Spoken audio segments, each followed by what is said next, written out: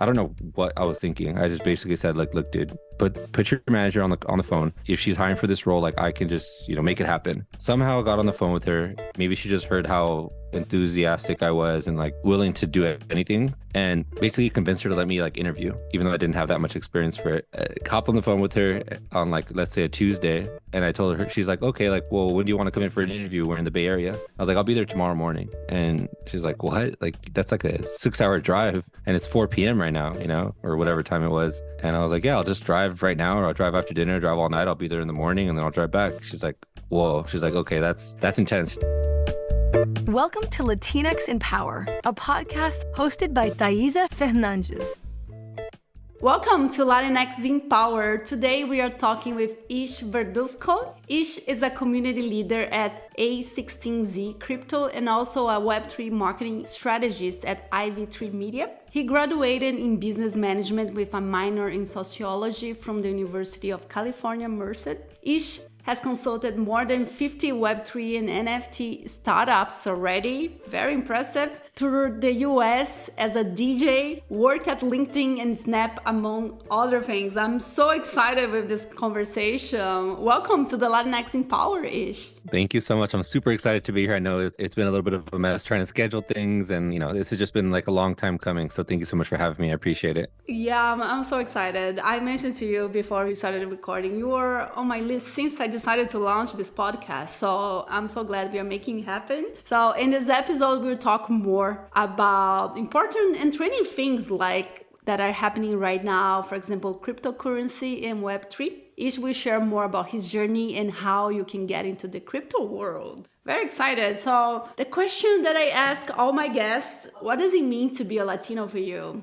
I think this is a question that I myself have been trying to uncover like the past 15 years. I'm 30 now. So I think when I was younger, all you know is what you know, right? So whatever you grow up with, whatever you're surrounded with, the people, the culture, the beliefs and all that, it was just a way of life. And it wasn't until like I started, going to college and you start to not see as many people that are like from the same background as you around, I think my college was very good with diversity. So we had like 25% Latinos, which is better than most colleges. But then now, I work in tech and it's even less. It's like 4%, 5% maybe. So to answer your question, I think it changed over time. It developed. And now, being a Latino means like a sense of pride, a sense of belonging, a sense of like grounding, a sense of knowing my heritage, where I come from, what I stand for, and, why I do everything that I do, including all the content that I share online, including the things that I build, including like all the projects that I work on, and even doing stuff like this. It's tied into my broader mission of helping people from underrepresented groups achieve their goals, whether that be personal, professional, everything in between, career, etc. And so understanding what being a Latino means to me has been like transformational in all of that journey as well. I love that. And I love this idea that it also changed over time. I think in my case, since I lived most of my life in Brazil, I was just Brazilian, right? And sometimes when you travel, you're like, oh, okay, I'm a Latina now. And then when I moved to the US, I was just like, it was so different, right? Suddenly you are in this bucket and you don't speak Spanish and they don't speak Portuguese. And you're like, oh my God, what is happening? And then you start to understand a little bit more what it means, and also to feel proud or pay more attention to the things you thought you didn't pay much attention in the past. For example, in my case, our food. And now I'm just so proud of our food. I want to cook it all the time. And it's just an amazing experience, right? Yeah, exactly. I feel the exact same way. And I just spent a month and a half in Mexico. I got married and then I went to Mexico with my wife for a month and a half. And I was just like super proud just to be there. And like, I wasn't born in Mexico. I was born here in the States. But being able to go back there and just be surrounded by like the culture, be surrounded by people, and like some of my wife's families out there. So being able to see them, it was a great sense of like, okay, this is where we originally come from. And there's like a reason why I am the way I am. And it has to trace back to where my grandparents came from, which is here in Mexico, or how my parents were raised and the beliefs and the thoughts and all that. So it was definitely nice. And I share that sense of pride that you did too. Yeah, that's amazing. And congratulations. It was awesome Thank that you. you got married in Mexico. That's amazing. Thank you. And tell us, how did everything start? Yeah, so I was born and raised in Southern California, in LA. I moved a lot of times growing up. I think I moved like 13 times by the time I hit high school, which is a lot, constantly switching schools, constantly being the new kid. I don't think we were poor growing up. I don't think we were like middle class either. I think we were somewhere in between. We always had electricity, we always had food on the table, we always had a roof over our heads, but we didn't never had like tons of luxuries that now that I work in tech and I see, people that I work with and learn about their stories and their upbringings. I'm like, whoa, you guys had money for that? You guys were going to Disneyland like every, couple of months. Like that was once in a long time for us, or we had to get free tickets for stuff like that. So little things like that, you start to see the subtle differences of like your upbringing and how they differ from other people who came from different socioeconomic backgrounds. So yeah, I just moved a lot growing up. A few transformational things that happened to me during my upbringing. Obviously, moving a lot was one. My mom had me super young age. She was 19 years old. So I think, somebody who's growing up also trying to help, their kid grow up is wild. Like I give my mom so much respect for everything that she did and all the sacrifices she made. And then I also lost my dad when I was growing up too. So when I was 12 years old, my dad passed away, which I share about, openly all the time. I think that taught me a lot about time and energy is like precious. We shouldn't take it for granted. And so I think, that experience going through that at such a young age shaped me and made me be a lot more self-aware and acknowledge how I spend my time and who I spend my energy with. And, just if I have something that I want to go after, I'm just going to go for it because like I saw firsthand that like life is not, we shouldn't take it for granted. So that's kind of like my upbringing. That's how it all started. Growing up, I was always like a tinker. Like I always like creating things, hustling things, selling things, building things like Legos with cardboard boxes. And like I would go to the ice cream man and like buy hot Cheetos for like $1. And then I would take them to school in like my backpack. We weren't allowed to have hot Cheetos for some reason, like candy and stuff. So I would flip them for like $3, $4, $5 to the kids. And so like I've always had this sense of like, I guess, entrepreneurship and like strive to try to like build things and see like what's possible. And you can see it as a thread throughout my entire career, things that I've just kind of built and things that I've thought of and just say to myself, like, I wonder what would happen if I tried to create it. And then the next day I find myself like thinking about it nonstop and then actually doing it, That's incredible. And it's so incredible how things, in one way or another, they are kind of like connected, right? Probably when you were a kid, you never thought, oh, I'm an entrepreneur. You have no idea. I'm just like, let's make some money and like, get some hot Cheetos. And now you're just like realizing how things are kind of connected and kind of like help you with the things you're doing at the moment. And I love how open you are about your upbringing, your culture and everything. Is very, very inspiring to see. And you talk a lot about your journey entering tech. I think this is great. It's so inspiring. I can see how definitely help other folks to even try, because sometimes we might feel, oh, I'm not going to try it. It's like 3%, whatever percent, I don't want to try, I don't want to risk. But no, we should definitely try it. So I'd love to hear more how you broke into tech at age 22. Landing your dream job at LinkedIn. How was the process? Tell us how everything happened. Yeah, for sure. I graduated from UC Merced. It's a small school like near Fresno, Central California. Not a very well-known, not a super reputable school. It's definitely not like a Berkeley or like a Stanford or Yale or anything like that. And after I graduated, I had, senior year, everybody's applying to jobs nonstop. So I must have applied to like 150, 200 jobs. Granted, maybe my style of applying wasn't as refined as it could have been. I was just kind of like, what's going to take me, like apply to everything. I'm kind of desperate, I guess. But I got rejected by every single job. So I ended up having to move it back in with my parents. And keep in mind, like I wasn't a great student. I think I was like a 2.9, 3.0 student. So average, did what I had to do to get decent grades and make my mom proud. But I was like extracurricular extreme. So I did like every sport you can think of. I was like head of activities, head of student events, president of this, that, the other. And so I thought like, okay, well, I did everything that I had to do in college to prepare me to land a job. And was like very like devastated to find out like, this is not how the real world works. It works based off of introductions, referrals, as well as just like, if you go to a good school, that brand is going to take you a lot further than if you go to like an unknown school. And I'll share one more thing because I don't want to harp on this too much, but I remember when I was applying to jobs, a recruiter one time kind of like mocked me and they're like, you went to UC what? Like, is that even a real school? UC Merced? And like so many times I would go to like apply to a job and like the drop down would say like UC and all the UC schools would come out. UC Irvine, UCLA, UC Berkeley, and then UC Merced was always missing. Just to kind of like bring the point home of like my school was not known at all. I pretty devastated. I moved back in with my parents in Southern California, which is like, maybe this generation is different now, but like at the time I wanted to be out and be independent. I wanted to go get after the world. I didn't want to move back in with my parents. So I had to put a lot of pride aside and do that. And then landed a job at a 24-hour fitness, working like 30 hours a week, not full time, basically a gym, like a gym manager, which is a great job. I learned a lot, but it's not what I wanted to do. I always had aspirations of breaking into tech. Specifically, I always wanted to work at LinkedIn, Twitter, or Snapchat. Those are the three companies that I always just admired and looked up to. And so every night that I would work my shift and come home, have dinner with my family, and then I would just apply to jobs every single night. I was like, well, this is barely cutting it to pay the bills. Like I'm helping my mom out with some bills. I'm like, able to buy stuff here and there, but this is not the route that I want to go, and eventually stumbled upon like a contract job. And you and I know what contract jobs are, but for people who are listening, basically it's not a full-time job. Like you're working there for X amount of months and you can be let go at any time. Once that contract is up, you're pretty much asked out of a job most of the times, unless you get converted to full-time. And found an events job, and I had tons of experience as a student doing events. So I figured, oh, this is perfect for me. And this is where I'll kind of break down the story because I think it's interesting for people. When I tell people that I broke into tech, I literally broke through the back door, crawled in through the window, and then like through the kitchen to like break into tech. Because most people, I would say like, I don't know, 75 to 90% of people, when you ask them, oh, how'd you land your first job in tech? Or how'd you get into this? How'd you get into tech? Usually it's, oh, a recruiter hit me up. They sent me a message on LinkedIn or they emailed me and they said, hey, we looked at your background and we thought you'd be a great fit for this role. Would you like to apply? Set up some time to call, whatever.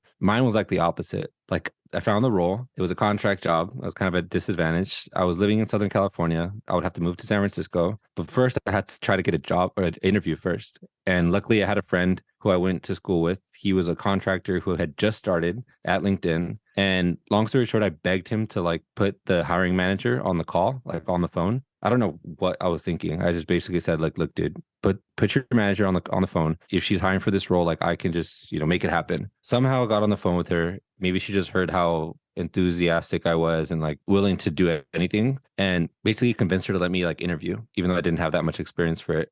Hopped on the phone with her on like, let's say a Tuesday. And I told her, she's like, okay, like, well, when do you want to come in for an interview? We're in the Bay Area. I was like, I'll be there tomorrow morning. And she's like, what? Like, that's like a 6-hour drive and it's 4 p.m. right now, or whatever time it was. And I was like, yeah, I'll just drive right now, or I'll drive after dinner, drive all night. I'll be there in the morning and then I'll drive back. She's like, whoa. She's like, okay, that's intense. She's like, no, you can have till like Thursday or Friday. So she gave me an extra 2 days. I still drove up that night, stayed with a friend, crashed on their couch, went with the full suit. Like that's very not a tech thing to do. And I didn't understand that culture. I went in a legit full suit with like a portfolio. I went to go, to Staples and printed out my resume. And I also did an interesting type of cover letter. So I started to think of like, okay, well, I have to stand out somehow in this interview. So I copied like the New York Times front, like, the cover. And instead of all like the New York Times language, I started using the job description language and inverted it so that all of my experience spoke to what they were looking for in the job. And I printed it out, took it, handed it to every person that I spoke with. But before I started interviewing, got a call from the hiring manager and she was like, hey, Ish, like, sorry to let you down, but before you come into interview, I kind of wanted to tell you, we filled the contract events role with somebody who had like, they basically went and got their master's in events and had been working for like 10 years. She was like, but if you still want to come in, there's a recruiting coordinator job that's open and available. And again, for the people who don't work in tech, or maybe you do know tech,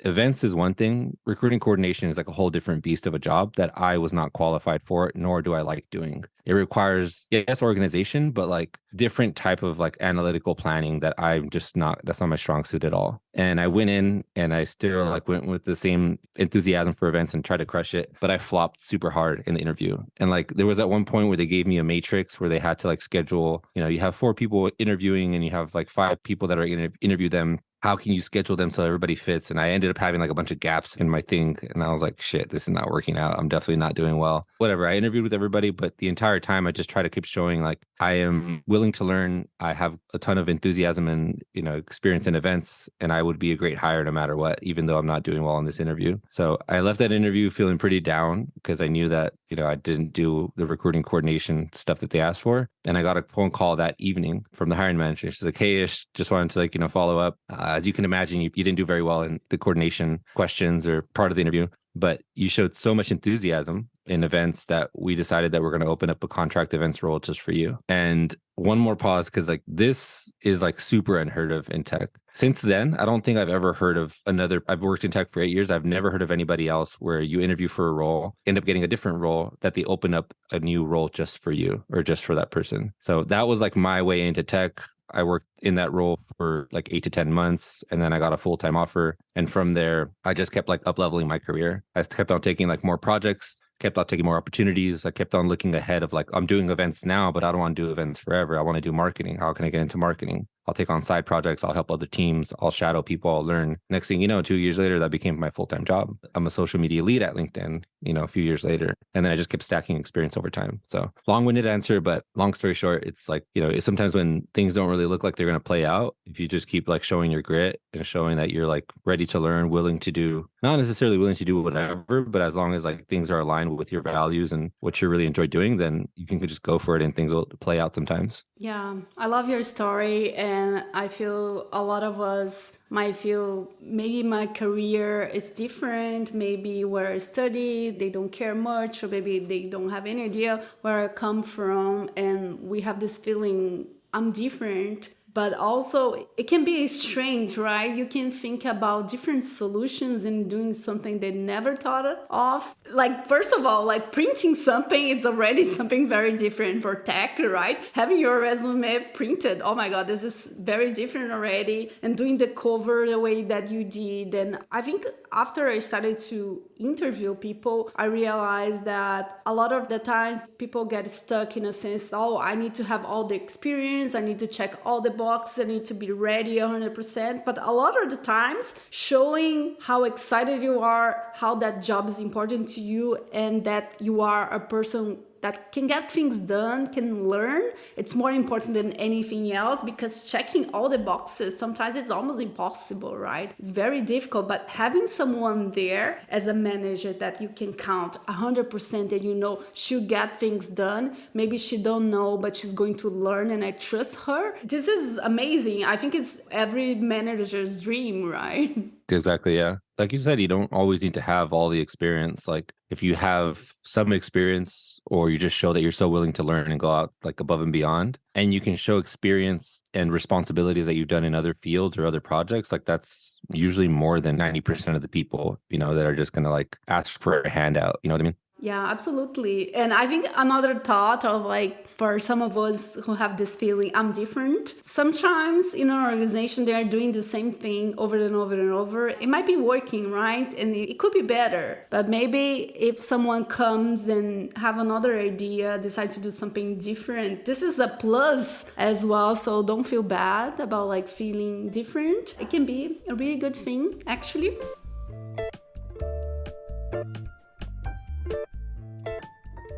And I want to switch to another topic that I think is very interesting. I think it's going to be the first time we are going to be talking about that in our podcast. We know you are a cryptocurrency enthusiast. Can you share more how you got into the crypto world?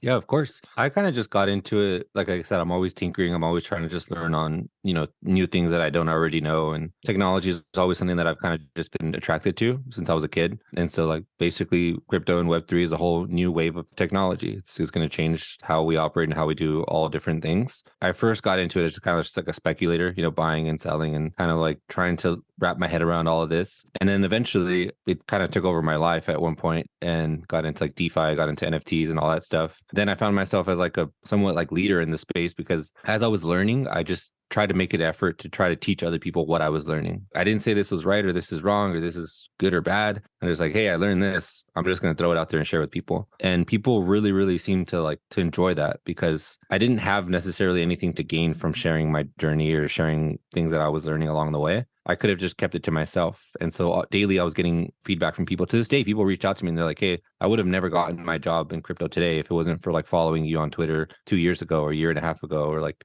stuff that you would share. It just inspired me to kind of like learn more. And now I'm a founder. Now I'm working for XYZ company. And so it's interesting to see how I went from just like, oh, what's this? Learning a little bit, to then be like, okay, this is taking over my life. I'm learning a lot about it. To then building stuff. And to now I'm like trying to like keep the cycle going with other people so that they kind of go through that as well and see if it piques their interest. And if not, then it's totally okay. That's very interesting. This reminds me of a conversation that I had with Darius. He talked about AI, artificial intelligence, and how this is relatively something new, and because of that, it's a good moment for our community, like people of color, to get into that, because we are kind of learning. There's a lot of opportunities, and I think it might be the same way for crypto as well, right? It might be a good opportunity for other folks from Latin America to get into, learn more, and as you said, see if they like it. Yeah. If you're teaching somebody how to like learn how to program or learn how to get into tech and like the different opportunities that they can leverage in tech, it's like the same thing, but there are different platforms and different tools and all that. So I think if people find something that they're interested in within tech, like crypto or Web3, then just kind of like go deeper and go deeper and go deeper and kind of ask more questions, find better mentors. And like next thing you know, it could turn into something more than you would have ever expected, just like anything else. Mm-hmm. I like that. What's your superpower, Ish?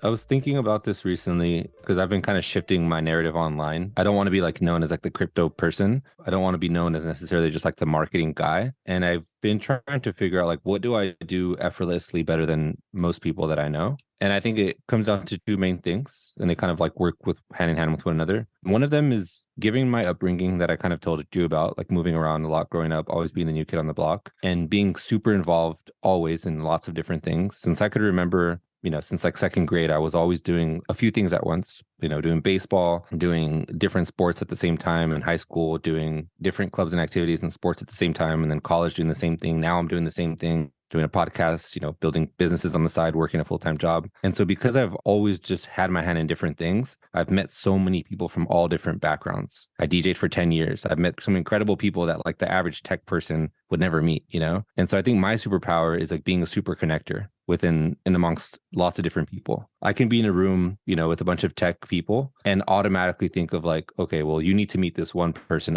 over here in the food industry or in the entertainment industry or in the fitness industry, or somebody that I know that didn't go to college, doesn't work in a nice company or anything like that, but you're going to be inspired by them because you two have this synergy together. And so randomly I'll just and people who are like very close to me will just get random text messages from me all the time, or random DM messages and be like, hey, you two need to talk, schedule time and just figure it out, And some of those like relationships that I build or like that intro end up being like some of the best relationships ever. And people, do lots of really cool stuff together. So I think number one is like being a super connector and just finding the common threads, pulling people together and then like letting magic happen and not asking for anything in return. I don't ask for money. I don't ask for like equity and whatever you build. It's just like, you two are dope people. I trust you both. You two should talk. Bye. And then the second thing that I've gotten better at over the past 10 years is like understanding and breaking down extremely complex problems and goals into a way that is like digestible and easy to tackle on a daily basis. This is why I wrote a book. This is why I do everything that I do. This is why I share so much content, because my brain has started to become like rewired in a way where I see a problem and I can break it down in a way where I can achieve it or anybody can achieve it,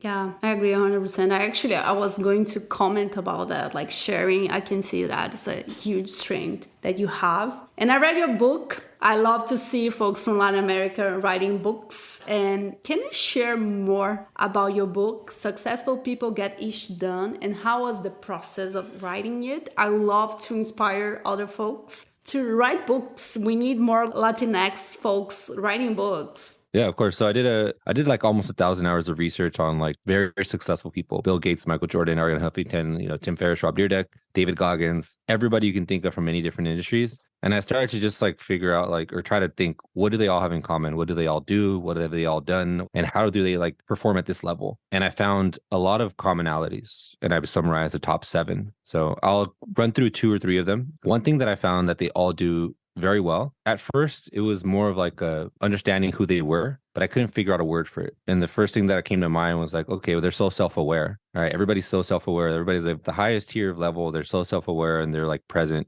with who they are. But I couldn't understand a way. How do you teach a 5-year-old to be self-aware? How do you teach a 20-year-old to be more self-aware? So that wasn't the word that I came up with. And the term that I came down to figure out that described what I was looking for is a psychological term called self-concepts. So it's a belief of one's self about themselves. It's a foundation of like who we are, what our identity is. And it's a perception of like many thousands of different principles we've either been told, we tell ourselves, experiences that we've had, likes, dislikes, all these different things turn into like a plot of data. And the better we can understand that data objectively without pressuring it from any personal beliefs or pressures from people, that helps you answer one question, was essentially is, who am I? And if you can answer that question in 1,000 different ways and really understand that question, which is very difficult to do, then you can, I think that serves as a foundation to conquer anything. And I'll cover one more thing. And it's a term that I coined in the book, which is called compound learning. Every single successful person that I studied, and I'm sure you see this in them too, is like they're very good of using the world to learn on a daily basis, on a minute by minute basis, but strategically to attack one goal in their life. So if you want to become a fitness person and become a world champion in fitness, the way they see the world is like, how can I learn from this person in a way where it helps my like mental strength, helps stretching, all this stuff to go towards this one goal. And so they guide conversations to get certain outcomes and certain answers and helps them, tackle towards that goal. The second part of compound learning is like they learn on a daily basis, like strategically, 20 minutes a day, 50 minutes a day, in the morning, in the evening. And over time, this compounds on one another. And years and years and years later, you're like light years ahead of the competition because you made the objective effort to try to do it on a daily basis. So that's kind of like 2 snippets of the book. The writing process was intense. I tell people all the time it was the most difficult thing I've ever done. And I think I did an okay job. I think I could have done better if I was a better writer. But going into it, I didn't consider myself a writer at all. So going through that process, it made me like learn how to write. I had to hire a coach. I had to hire an editor, 2 editors to help me like clean it up because the first publish that I did was not that great. And so I consider myself somebody who's accomplished a lot of really cool things. And that was still one of the most scariest things in my life. So if other people are interested in somewhat writing a book, I would say go for it. Start small and then build on it. You can always write more books, Yes, totally. Do you consider yourself a writer now? Now I do. Yeah. But back then, like I'm telling you, I don't want to be like people to think I'm exaggerating a lot, but I was like terrified of writing growing up. And even when I got my first job in LinkedIn, I was like scared to send emails because I didn't want people to judge my grammar. I would say things wrong in sentence form. Spanish and English I learned together at the same time because my abuelita like was very big in my life growing up and she only spoke Spanish. And I think in Spanish, a lot of terms are backwards. Like you say things in the sentence format is different. And so that would come out in my writing and people would always correct me. So I felt self-conscious. All my teachers, I was probably like a C- student in writing all my life. Barely like 70 out of 100 is just enough to pass. And so getting to the point where I was just finally said like I'm going to write a book was like, holy shit, what am I getting myself into, Oh, that's so cool. You did it. You're a writer. That's amazing. Yeah, now I am. Daily practice. So every single day, Twitter helps, Yes. just summarize your thoughts and stuff down.